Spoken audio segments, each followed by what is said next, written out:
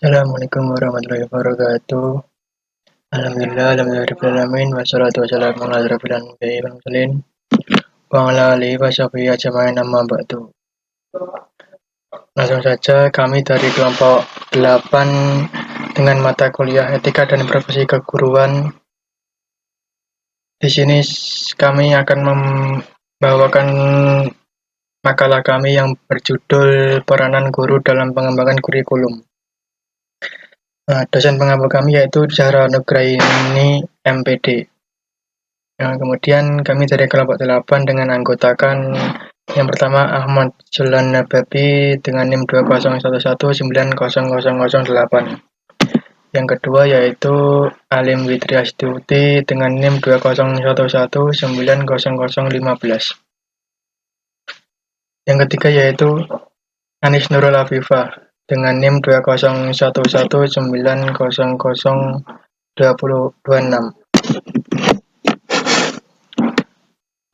Adapun materi yang akan kita bahas nanti yaitu yang pertama pengertian kurikulum, yang kedua kegiatan guru dalam merencanakan kurikulum, yang ketiga kegiatan guru dalam melaksanakan kurikulum, dan yang keempat yaitu kegiatan guru dalam menilai kurikulum.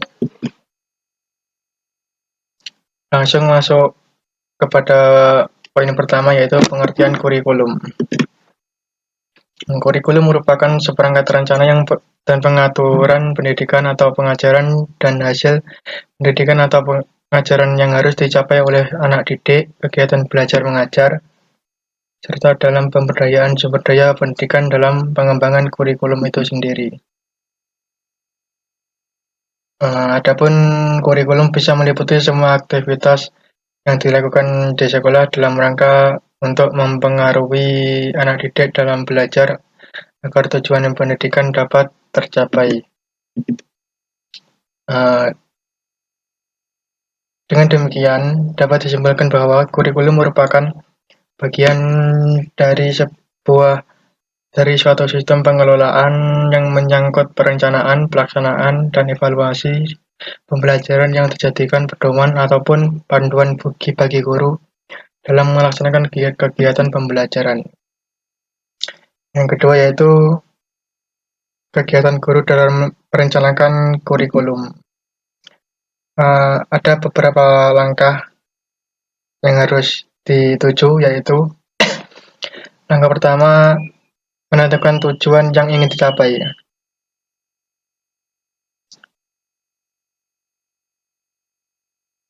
Jadi langkah pertama yang harus ditempuh dalam merencanakan proses belajar mengajar yaitu menentukan tujuan yang ingin dicapai setelah pelaksanaan proses belajar mengajar berlangsung. Tujuannya yaitu dapat memberi pedoman terhadap apa yang dilakukan dan bagaimana cara pelaksanaannya. Tujuan yang lain yaitu dapat juga digunakan sebagai patokan untuk mengetahui hingga mana tujuan tersebut dicapai. Tujuan ini merupakan suatu pokok bahasan yang lebih spesifik yang merupakan hasil proses belajar mengajar. Tujuan pengajaran ini mengandung muatan yang menjadi hasil bahan belajar. Kemudian langkah kedua yaitu menetapkan bahan pelajaran. Jadi langkah kedua dalam merencanakan proses belajar mengajar yaitu menetapkan bahan pelajaran. Bahan pelajaran berkenaan dengan menjawab pertanyaan yaitu apa yang akan diajarkan. Bahan pelajaran merupakan isi kurikulum yang diberikan kepada anak didik sewaktu berlangsungnya proses belajar mengajar. Dalam hal ini guru perlu memahami bahan pelajaran terlebih dahulu sebelum diajarkan kepada peserta didik. Ada beberapa jenis organisasi kurikulum yang dapat digunakan untuk mencapai tujuan pengajaran. Yang pertama yaitu organisasi kurikulum berdasarkan mata pelajaran, berdasarkan kebutuhan anak, dan berdasarkan masalah-masalah yang dihadapi oleh semua masyarakat.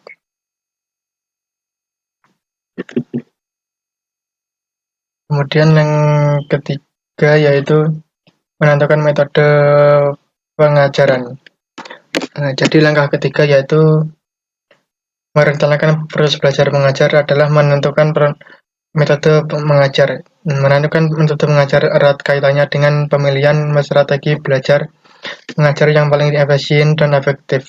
Pemilihan strategi yang tepat ini diperlukan dalam rangka mempersiapkan kegiatan belajar mengajar yang diperlukan untuk mencapai tujuan pengajaran. Adapun beberapa pertimbangan yang perlu diperhatikan yaitu tujuan pengajaran yang ingin dicapai, bahan pelajaran yang akan diajarkan, dan jenis belajar anak didik yang diinginkan. Kemudian langkah terakhir yaitu merencanakan evaluasi atau penilaian pengajaran. Nah, jadi langkah terakhir dalam merencanakan proses belajar mengajar yaitu merencanakan evaluasi atau penilaian pengajaran. Pada dasarnya, penilaian adalah suatu proses menentukan nilai dari suatu objek atau peristiwa yang konteks tertentu.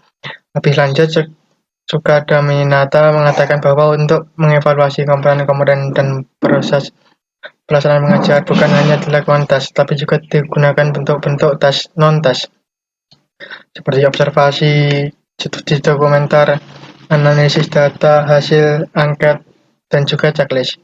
Pelaksanaannya dapat berlangsung sewaktu atau setelah proses belajar mengajar berlangsung. Terima kasih.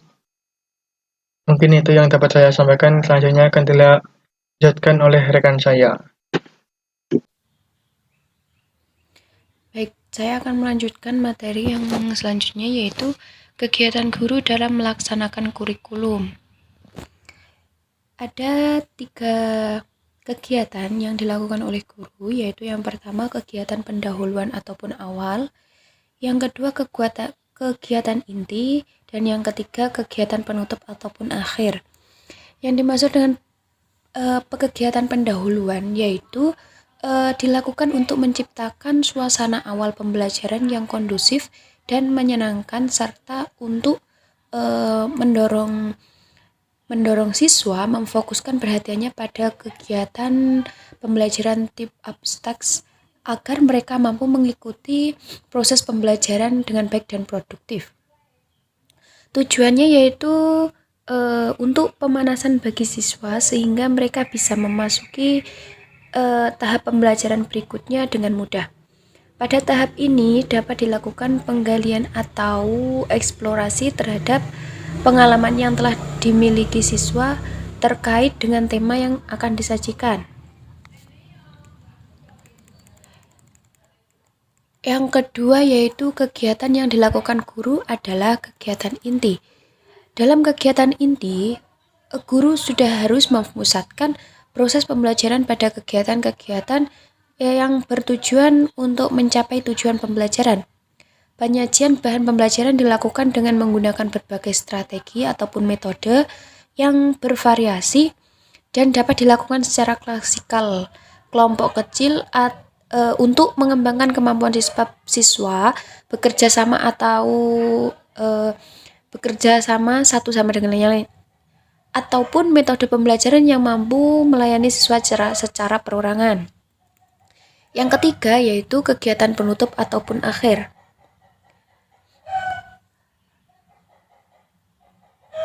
Sifat dari kegiatan penutup adalah untuk mengambil kesimpulan tentang bagaimana kegiatan pembelajaran tersebut. Dengan kesimpulan itu, siswa memiliki pengalaman dan pengetahuan yang solid sehingga tidak ragu akan kebenarannya.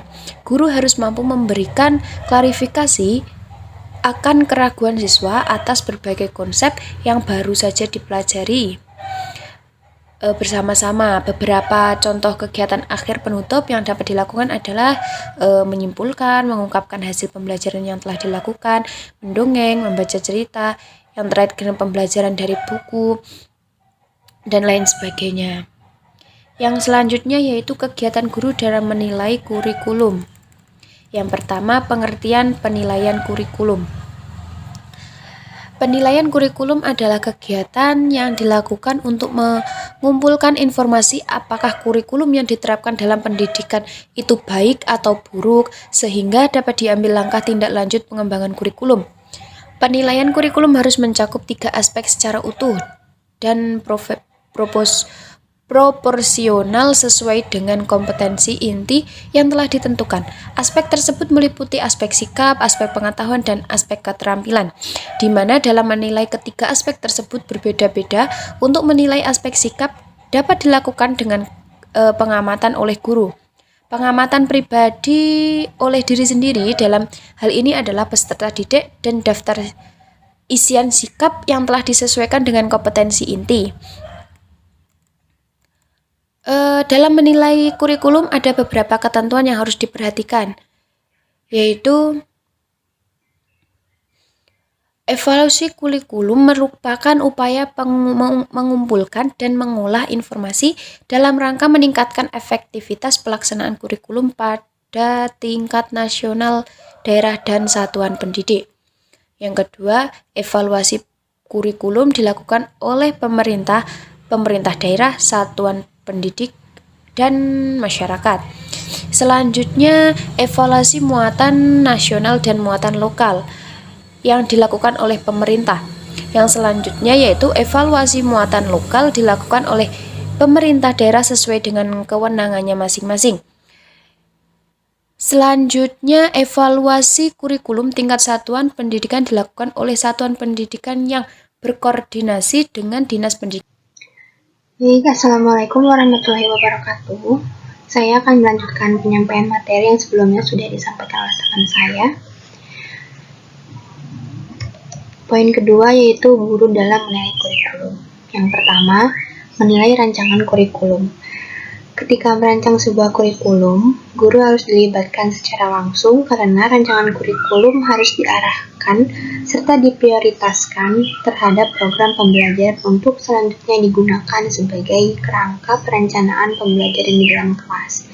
Namun nyatanya masih banyak guru yang tidak melakukan hal tersebut karena beralasan kegiatan pribadi dan lain-lain. Padahal itu semua mempengaruhi dalam pengembangan kurikulum. Yang kedua yaitu menilai pengembangan kurikulum di kelas. Salah satu cara agar guru dapat menilai kurikulum adalah dengan mengembangkan kurikulum tersebut dalam pembelajaran di kelas. Karena seorang guru dituntut untuk mampu merefleksikan kurikulum di dalam pembelajaran yang mencakup kegiatan perencanaan, pelaksanaan, dan evaluasi atau penilaian. Berdasarkan Peraturan Menteri Pendidikan Nasional Nomor 23 Tahun 2016 tentang Standar Penilaian, prinsip-prinsip dalam penilaian diantaranya yang pertama ada objektif, yaitu penilaian didasarkan pada prosedur dan kriteria yang jelas, tidak dipengaruhi subjektivitas penilai. Yang kedua yaitu sahih. Berarti penilaian didasarkan pada data yang mencerminkan kemampuan yang diukur. Yang ketiga adil. Berarti penilaian tidak menguntungkan atau merugikan peserta didik karena kebutuhan khusus serta perbedaan latar belakang agama, suku, budaya, adat, ataupun status ekonomi. Keempat ada terpadu, yaitu penilaian merupakan salah satu komponen yang tak terpisahkan dari kegiatan pembelajaran. Kelima, menyeluruh dan berkesinambungan. Menyeluruh dan berkesinambungan berarti penilaian mencakup semua aspek kompetensi dengan menggunakan berbagai teknik penilaian yang sesuai untuk memantau dan menilai perkembangan kemampuan peserta didik. Yang keenam, terbuka. Berarti prosedur penilaian, kriteria penilaian, dan dasar pengambilan keputusan dapat diketahui oleh pihak yang berkepentingan. Ketujuh, sistematis. Berarti penilaian dilakukan secara berencana dan bertahap dengan mengikuti langkah-langkah yang baku. 8. Beracuan kriteria. Berarti penilaian didasarkan pada ukuran pencapaian kompetensi yang ditetapkan. 9. Akuntabel. Berarti penilaian dapat dipertanggungjawabkan baik dari segi mekanisme, prosedur, teknik, maupun hasil lainnya. Selanjutnya ada 5 penilaian yang dapat digunakan guru dalam menilai peserta didik. Yang pertama, ada penilaian proses pembelajaran. Penilaian proses pembelajaran ini bertujuan untuk menilai kualitas pembelajaran yang dilakukan oleh guru dan peserta didik. Kemudian ada penilaian unjuk kerja. Penilaian unjuk kerja ini bertujuan untuk mengetahui bagaimana peserta didik bergaul dan bersosialisasi dalam lingkungannya, serta bagaimana mereka menetapkan pembelajaran yang didapatnya dalam kehidupan sehari-hari. Selanjutnya ada penilaian karakter.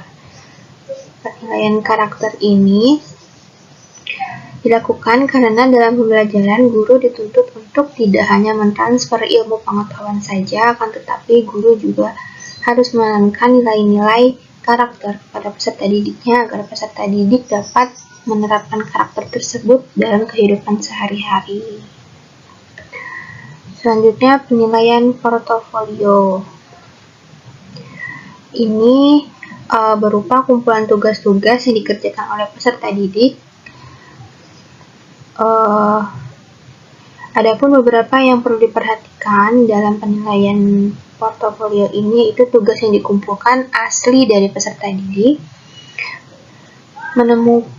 menentukan contoh pekerjaan yang harus dikerjakan, kemudian mengumpulkan dan menyimpan sampel tugas, kemudian meminta peserta didik untuk menilai secara terus-menerus hasil portofolionya, merencanakan pertemuan dengan peserta didik untuk membicarakan hasil portofolio.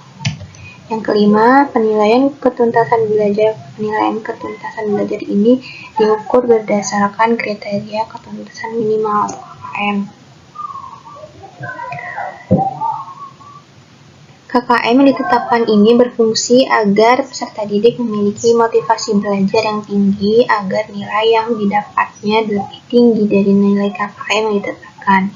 Jika penetapan KKM dilakukan secara tepat, maka hasil penilaian ketuntasan belajar pada umumnya memposisikan peserta didik pada kurva normal, sehingga sebagian besar peserta didik berada mendekati garis rata-rata, sehingga sebagian kecil di bawah rata-rata dan di atas rata-rata.